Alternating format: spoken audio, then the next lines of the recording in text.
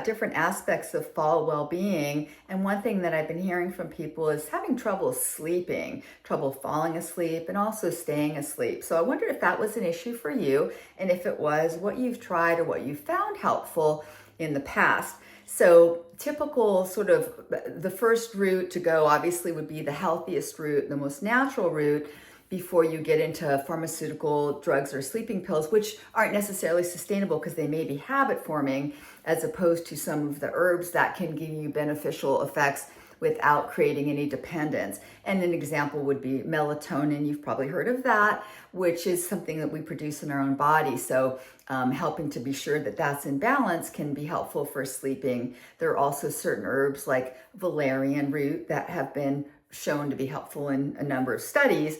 So you may or may not have tried those things and found them effective. If you're still seeking solutions, CBD, which is the part of the cannabis plant, again, that doesn't have the associated high, has been shown in numerous studies to be very helpful for both falling asleep and staying asleep, but everybody's different. And so you may need to explore more things to just hit on that one right thing.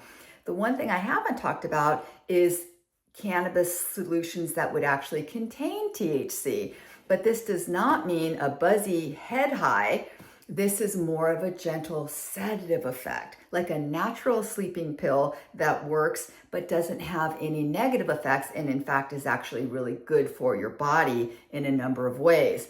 So the key is the strain that you pick. So sativa would be the cannabis strain that has more of that head high and potentially buzzy thoughts, versus indica, which is more of strictly a body high, kind of like you had a couple of glasses of wine and you're just very relaxed. So your thinking would not change. It'd be more relaxed mentally and emotionally, and most certainly physically. And that's something to maybe think about if you've wanted a better, more effective solution for sleep, but you've been concerned about cannabis sleep aids because you thought maybe you'd be up with your mind churning.